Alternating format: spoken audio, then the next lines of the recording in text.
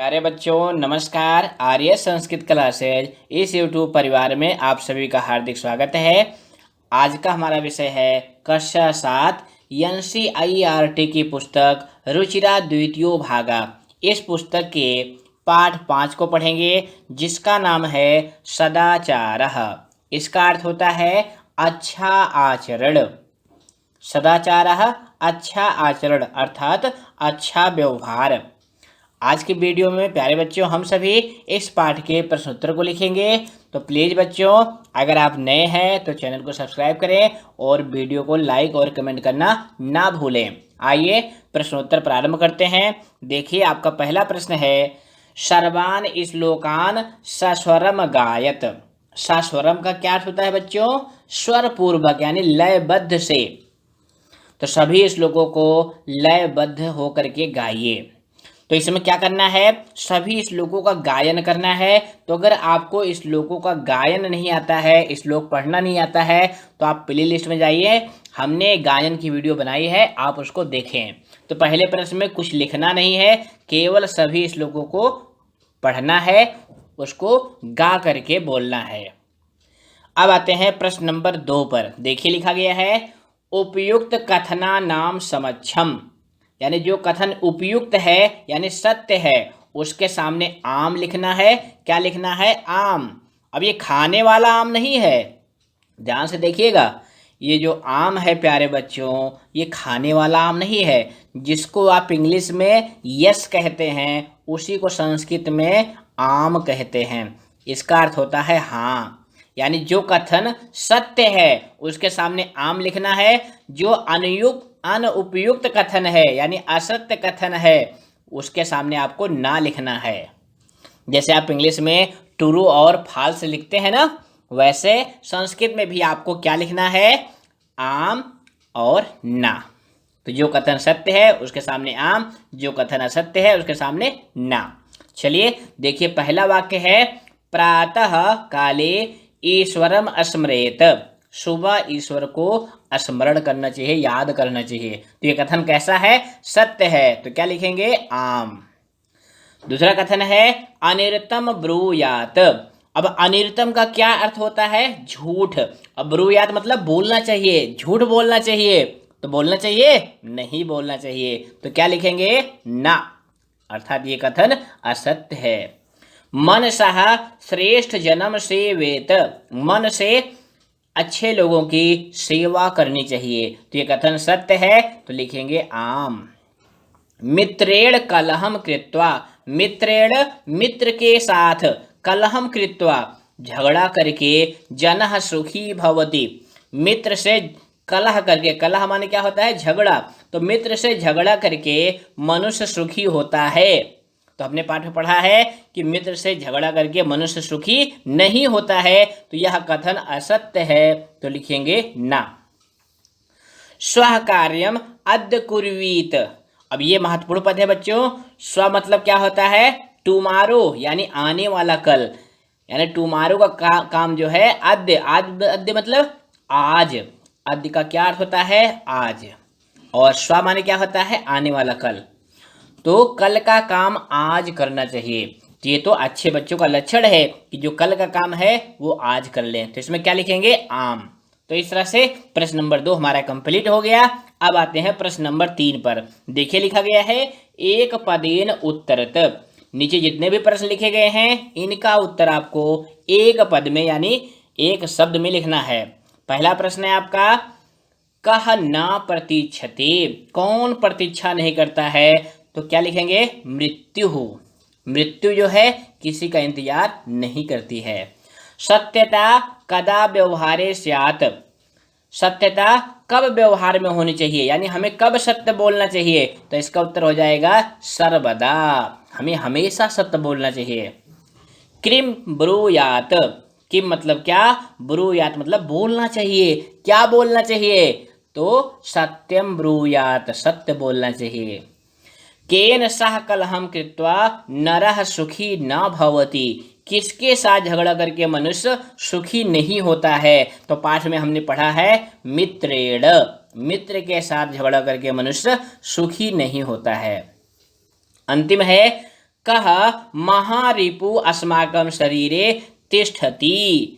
अब यहाँ पे ध्यान दो बच्चों, महारिपु, महा मतलब बड़ा और रिपु माने क्या होता है, ये रिपु अच्छा पद है, इसको ध्यान से देखें। रिपु मतलब होता है दुश्मन, इसका पर्याय पद क्या हो जाएगा, शत्रु। क्या हो जाएगा, शत्रु, क्योंकि आपके पेपर में पर्याय पद भी आता है। तो रिपु माने क्या होता है, शत्रु।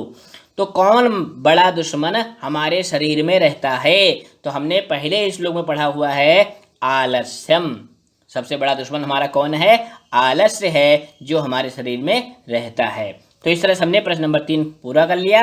अब आते हैं प्रश्न नंबर 4 पर। देखिए लिखा गया है, रेखांकित पदान आधृत, रेखांकित पद को आधार बना करके प्रश्न निर्माणम कुरुत, प्रश्न निर्माण करना है।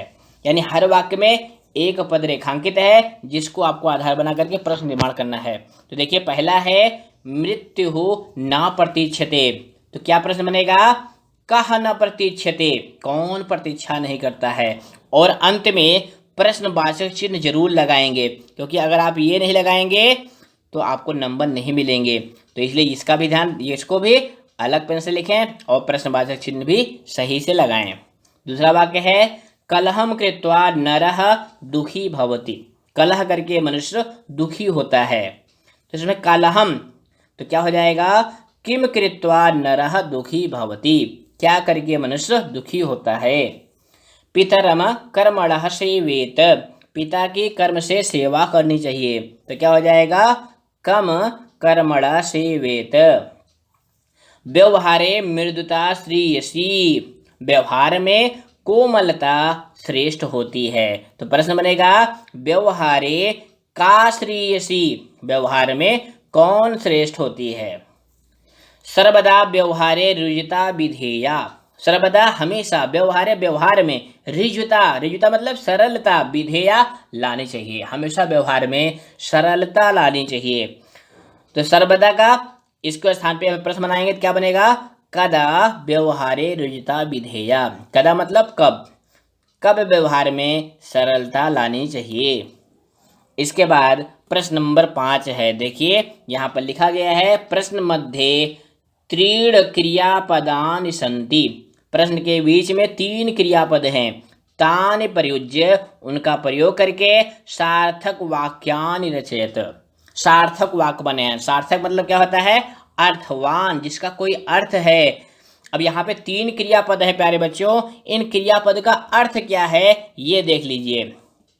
पहली क्रिया है ब्रूयात, देखो लिखा है ना ब्रूयात, इसका अर्थ होता है बोलना चाहिए। ध्यान से देखिएगा, ब्रूयात का क्या अर्थ होता है, बोलना चाहिए। दूसरी क्रिया है सेवेत, तो सेवेत का क्या अर्थ होता है, सेवा करनी चाहिए। क्योंकि क्रिया का अर्थ जानेंगे तभी आप वाक्य का प्रयोग करके वाक्य बना पाएंगे। तो सेवेत मतलब सेवा करनी चाहिए। स्यात, स्यात मतलब होता है होना चाहिए, सात का क्या अर्थ है, होना चाहिए। तो इस तरह से आप तीनों क्रिया का अर्थ समझ गए। अब इसको हटा देते हैं और देखिए अब क्या करेंगे, इसमें जितने भी वाक्य हैं उनको हम नंबरिंग कर लेंगे। इससे क्या पता चलेगा कि हमको किस क्रम से वाक्य बनाने हैं। तो कुल कितने वाक्य बनाने हैं, 8 वाक्य बनाने हैं। तो देखिए पहला वाक्य बनाइए, क्या बनाएंगे, सत्यम प्रियम चा, सत्य और प्रिय, ब्रूयात बोलना चाहिए। तो पहले में क्या हमने लगाया, ब्रूयात। दूसरा वाक्य बनाएंगे, देखो यहाँ पे लिखा है वाचाम गुरुम, वाणी के द्वारा गुरु की अब क्या करना चाहिए, सेवा करनी चाहिए। तो हो जाएगा वाचाम गुरुम सेवेत। तीसरा वाक्य बनाएंगे, सत्यम अप्रियम चा ब्रूयात, सत्य और प्रिय बोलना चाहिए। चौथा वाक्य बनाएंगे, व्यवहारे कदाचन कौटिल्यम ना स्यात्, व्यवहार में कभी भी कुटिलता नहीं होनी चाहिए। पांचवा वाक्य बनाएंगे, श्रेष्ठ जन्म कर्मणा सेवेत। अभी श्रेष्ठ जन्म कहाँ लिखा है, ये देखिए 5वें नंबर वाले खंड में लिखा हुआ है। छठा वाक्य बनाएंगे, व्यवहारे सर्वदा औदार्यम स्यात्, व्यवहार में हमेशा उदारता होनी चाहिए।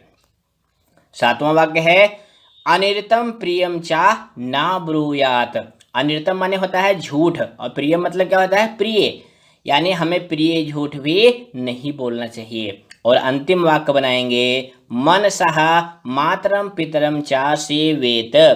हमें मन से माता और पिता की सेवा करनी चाहिए। क्यों? इस धरती पर सबसे बड़े भगवान हमारे माता पिता होते हैं, तो हमें उनकी मन से सेवा करनी चाहिए। तो इस तरह से प्यारे बच्चों, अब आपको क्या करना है, कॉपी में ये डायग्राम नहीं बनाना है। कॉपी में आपको डायग्राम नहीं बनाना है, केवल ये प्रश्न का जो निर्देश है वो लिख लेना है और ये 8 वाक्य लिख लेने हैं, बस। डायग्राम बनाने की जरूरत नहीं है। अब आते हैं प्रश्न नंबर 6 पर। देखिए लिखा गया है यहाँ पर मंजूषातः, मंजूषा से अव्यय पदानि चित्वा, अव्यय पद को चुनकर रिक्त स्थानानि पूरयत, रिक्त स्थान भरिए। तो देखो क्या भरना है, अव्यय पद। अव्यय जानते हैं ना, अव्यय मतलब होता है अविकारी, जिनके रूप नहीं बदलते हैं, वो हमेशा एक जैसे रहते हैं। अगर आपको अव्यय नहीं आते हैं तो हमने अव्यय की वीडियो बनाई है, आप प्ले लिस्ट में जाके संस्कृत ग्रामर के प्ले लिस्ट में जाइए और अव्यय की वीडियो देखें। यहाँ पर देखो मंजूषा में अव्यय दे गए हैं, तो इनका अर्थ क्या है, तथा, तथा मतलब और, न मतलब नहीं, कदाचन मतलब कभी भी, सदा हमेशा, चाह और, अपि इसका अर्थ प्यारे बच्चों भी होता है, लेकिन कभी कभी जब वाक्य के प्रारंभ में इसका प्रयोग होता है तो इसका अर्थ हो जाता है क्या। ध्यान से देखिएगा, अपि माने भी होता है, यानी जिसको इंग्लिश में आप आल्सो कहते हैं, लेकिन जब ये वाक्य के प्रारंभ में प्रयोग होता है तो इसका अर्थ क्या हो जाता है, प्रश्नवाचक। तो अब आते हैं वाक्य में भरते हैं। पहला वाक्य है आपका भक्तः ईश्वरम स्मरति, भक्त ईश्वर को याद करता है। तो कब याद करता है, सदा, हमेशा याद करता है, तो यहाँ पे सदा भरेंगे। असत्यम वक्तव्यम, असत्य बोलना चाहिए, तो यहाँ पे क्या भरेंगे, ना, नहीं बोलना चाहिए, असत्य नहीं बोलना चाहिए। प्रियम, अब यहाँ पे क्या भरेंगे, तथा, प्रियम तथा सत्यम वदेत, प्रिय और सत्य बोलना चाहिए। वदेत का क्या अर्थ है, बोलना चाहिए। जो अर्थ आपके ब्रूयात क्रियापद का है वही अर्थ बदेत का है। लता मेधा, अब यहाँ पे क्या भरेंगे, चा, लता और मेधा विद्यालयम गच्छतः, विद्यालय जा रही हैं। कुशली भवान, आप ठीक हैं। अब यहाँ आपको लाने के लिए यानी प्रश्न बनाने के लिए अपि का प्रयोग करेंगे। अपि यहाँ पे किस अर्थ में आया है, इसका अर्थ है क्या। तो पूरे वाक्य का क्या अर्थ हो जाएगा, भगवान माने आप, कुशली मतलब ठीक, और अपि माने क्या। तो क्या आप ठीक हैं, ये प्रश्न बन गया। उसके बाद अंतिम खंड है महात्मा गांधी अहिंसा न अत्यजत, महात्मा गांधी ने अहिंसा नहीं छोड़ी। तो क्या भरेंगे, कदाचन, कदाचन मतलब कभी भी। तो इस तरह से प्यारे बच्चों आपको अव्यय भरना है। उसके बाद प्रश्न नंबर 7 आता है। देखिए यहाँ पे लिखा गया है चित्रम दृष्ट्वा, चित्र देख करके, मंजूषातः, मंजूषा से, पदान चा प्रयुज्य, पदों का प्रयोग करके, वाक्यानि रचयत। प्यारे बच्चों यह प्रश्न आपके पेपर में 8 नंबर का आता है। ये कैसा प्रश्न है, चित्र वर्णन का प्रश्न है। चित्र देखना है और मंजूषा से आपको पद लेकर के वाक्य बनाने हैं। तो आइए यहाँ पे मंजूषा में देखिए कौन कौन पद दिए गए हैं। लिखती, लिख रहा है, कक्षायाम क्लास में, श्याम पट्टे ब्लैक बोर्ड पर, लिखन्ति लिखते हैं, सह वह, पुस्तिकायाम कॉपी में, शिक्षकः अध्यापक, छात्राः बच्चे, उत्तराणि उत्तरों को, प्रश्नम प्रश्न को, ते वह सब। इस तरह से हमने मंजूषा में दिए गए पदों का अर्थ जान लिया। अब देखिए पहला वाक्य बनाएंगे, शिक्षकः श्याम पट्टे प्रश्नम लिखति, शिक्षक जो है श्याम पट्ट पर यानी ब्लैक बोर्ड पर प्रश्न लिख रहा है। दूसरा वाक्य बनाएंगे, छात्राः पुस्तिकायाम उत्तराणि लिखन्ति, बच्चे पुस्तिका में यानी कॉपी में उत्तर लिख रहे हैं। तीसरा वाक्य बनाएंगे, कक्षायाम शिक्षकः पाठयति। अब ये देखो कक्षायाम यही लिखा हुआ है, इसका अर्थ होता है क्लास में, शिक्षकः शिक्षक, पाठयति पढ़ा रहा है। चित्र में देखिए क्लास में शिक्षक जो है पढ़ा रहा है। इसके बाद चौथा वाक्य बनाएंगे, कक्षायाम छात्राः अवधानेन पठन्ति, क्लास में बच्चे ध्यान से पढ़ रहे हैं। अवधान मतलब ध्यान से। प्यारे बच्चों, आप सभी क्लास में ध्यान से पढ़ते हैं ना? देखो सभी बच्चे ध्यान से पढ़ रहे हैं। और 5वां वाक्य बनाएंगे, छात्राः प्रसन्नाः सन्ति। सभी बच्चे प्रसन्न हैं। देखो चित्र में हंस रहे हैं ना? तो आप भी प्रसन्न है ना हमारी वीडियो देखकर? तो प्लीज बच्चों वीडियो को लाइक करें पसंद आई है तो, और अपने दोस्तों को शेयर करें। नए हैं तो चैनल को सब्सक्राइब कर लें। फिर मिलेंगे अगली वीडियो में। धन्यवाद।